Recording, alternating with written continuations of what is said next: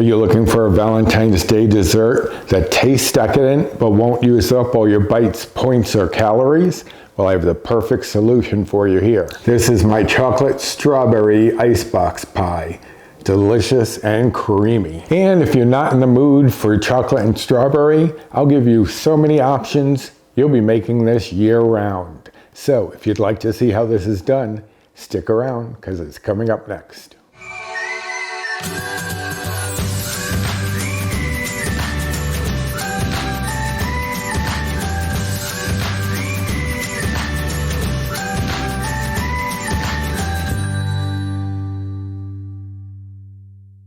Hello and welcome to my kitchen. My name's Roy. I'm a home cook and amateur baker, and I am here on this channel sharing recipes that have helped me to lose over 125 pounds, whether those recipes are mine or someone else's.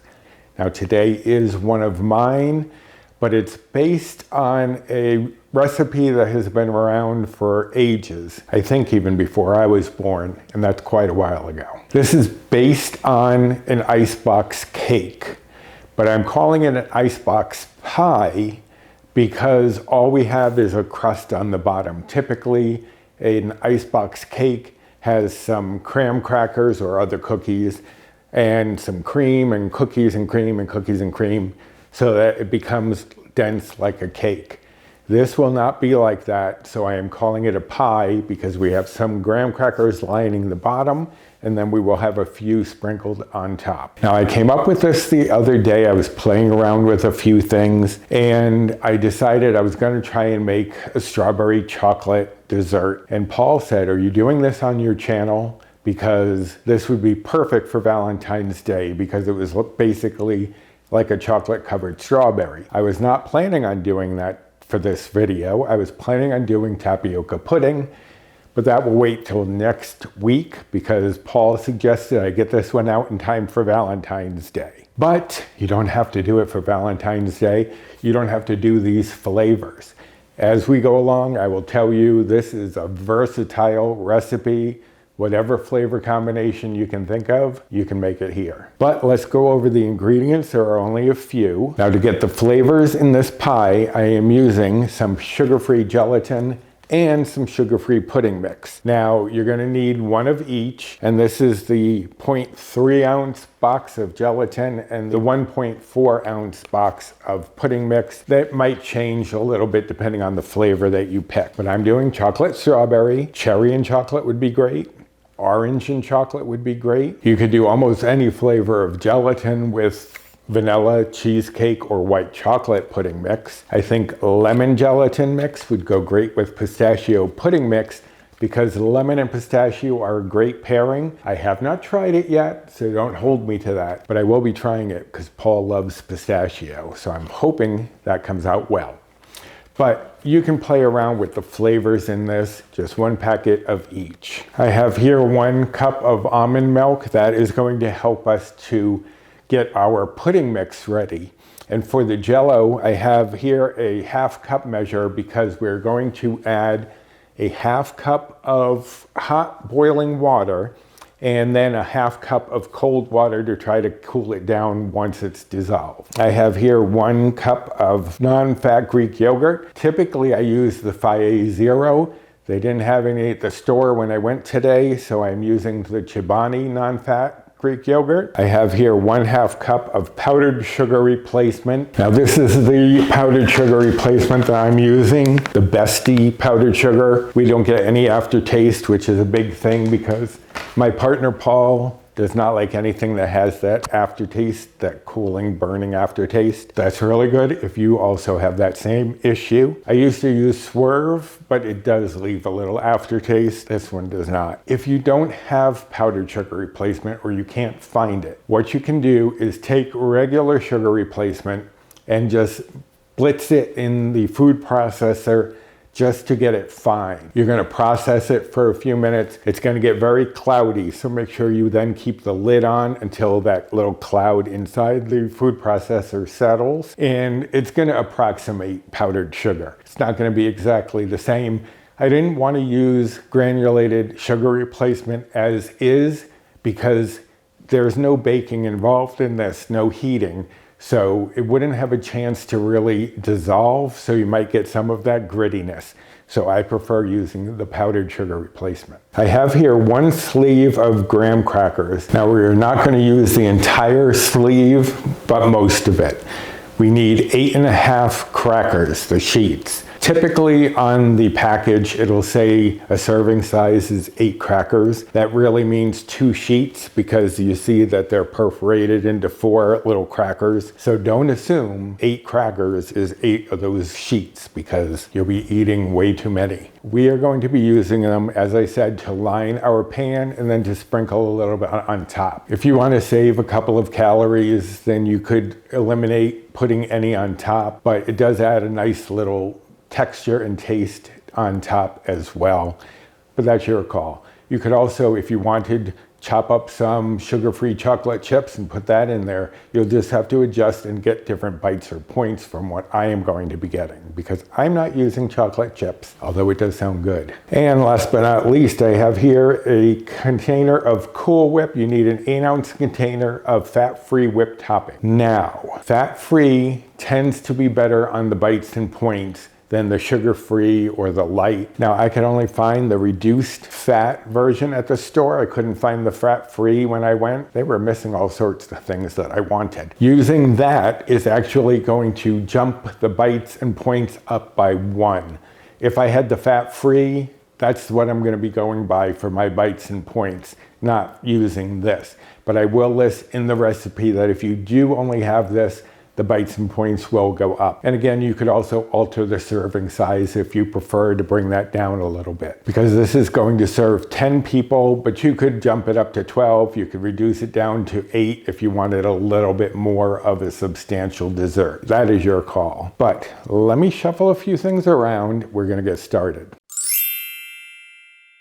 All right, so I have my gelatin in a bowl. I'm going to add my 1/2 cup of boiling water, and I'm just going to let that dissolve. Let me whisk that around a little bit and run the hot water up the side a little bit as you are doing it. Okay, so I'm going to stick that in my almond milk because I'm going to be mixing that up in a minute, and this is all going to be combined together, so a little flavoring in there won't hurt it. All right, so now let me grab some cold water to kind of cool this down a little more quickly. Okay, I had to put my cold water into a bigger bowl because if you've been here a while, you know I have issues with my nerves and muscles, and carrying a full cup of water over here, it wasn't gonna happen. So I'm gonna just whisk that in. That's gonna help to cool it down a little bit, and to help it cool down even more, because you want it to slightly thicken a little bit. So what I'm gonna do is throw it in the fridge for about 15 minutes as we move on with the rest of this.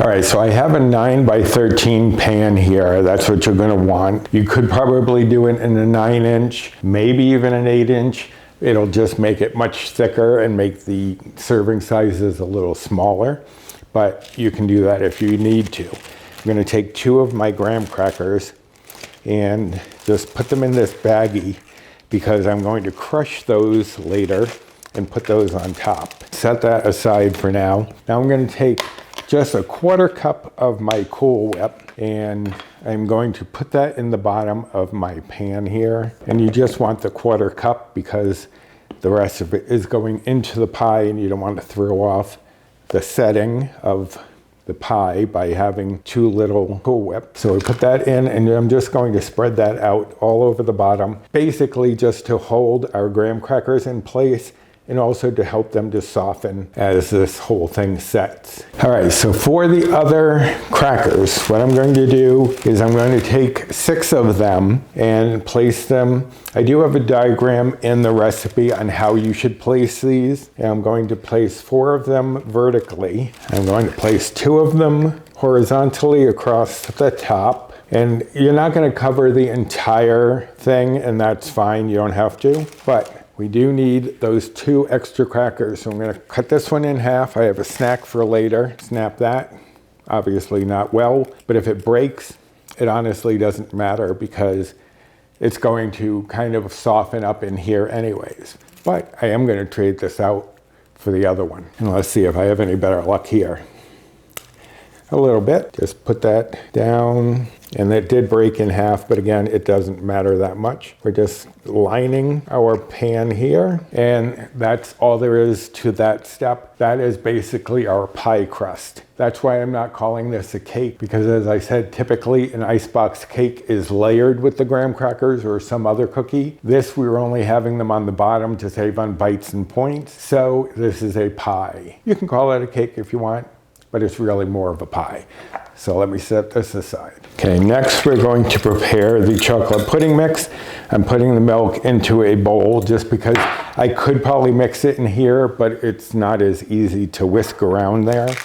And I put the milk in the bowl first and then sprinkle this on top, because if you put this in the bowl first, unlike with the gelatin mix, this will start to clump a little bit more. So I prefer sprinkling this on the top as I'm whisking. So we're just going to whisk that in and just get that combined. And it's going to be a little loose, but definitely a little thicker than just pudding mix. Typically, you'd add 2 cups of milk to make this just as a pudding.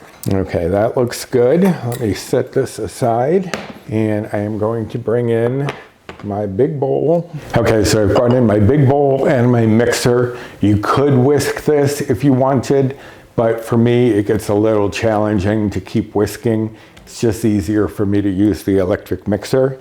So I'm going to take now the Greek yogurt and my powdered sugar replacement. I'm just going to mix these two together until they are perfectly combined. Okay, so that's well combined. Now I'm using the yogurt to give a little sourness and kind of cut some of the sweetness from the Jell-O and the pudding mix. And I do want it to thicken slightly, which is why I add the powdered sugar replacement. Okay, so now I'm going to add in the rest of our Cool Whip and our pudding mix, which is already, you can see, thickened up considerably. So I'm going to combine these two into our yogurt mixture. And you just want to get it to a uniform brown color, so that way you know that the pudding is dispersed throughout the whole entire thing, and you're not going to have little clumps that have no thickener. So now let me check on my gelatin. Okay, so the gelatin has thickened slightly. I don't want it to get really thick. I just don't want it to be pure liquid, but it's thickened slightly, so that is going in as well. And we also didn't want it to be too warm when we put it in. Okay, so there is our mixture. Let me just clean a few things up and I will get this prepped.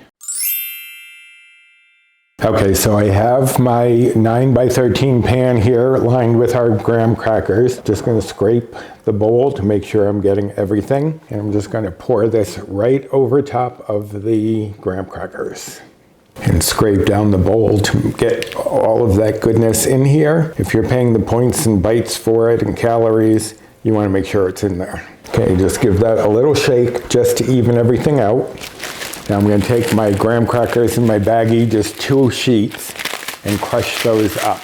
You don't have to worry about making them too fine, but you don't want too big of a chunk in there either. Okay, and now I'm just going to dust the top with this. As I said, you could leave this part out. I don't think it'll save much as far as bites and points, because there's only 2 graham crackers here, which is 5 bites or points, but spread throughout 10.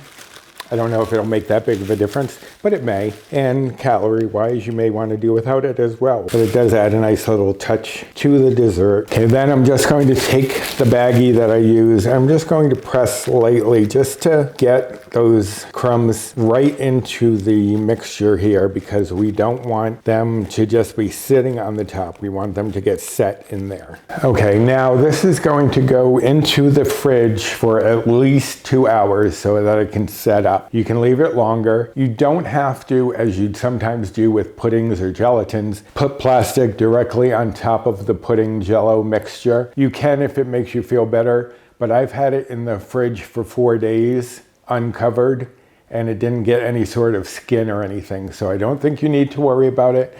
But if it makes you feel a little better, you can cover it with plastic and make sure that it is touching the top of the mixture. But as I said, I didn't have any skin form, so I'm not that worried about it. So I'm going to set it in there uncovered, 2 hours, and I'll be back.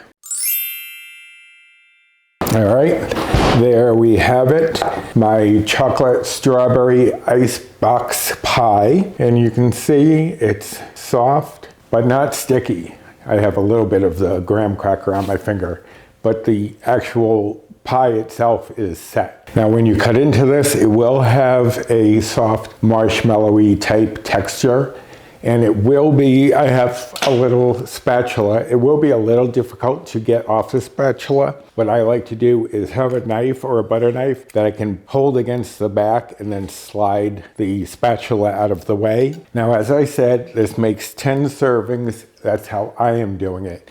You can make more, you can make fewer, it is your call. But the way I'm going to cut it is just straight down the middle and then make 5 slices this way. And that's gonna be about 2.5 inches each, just under.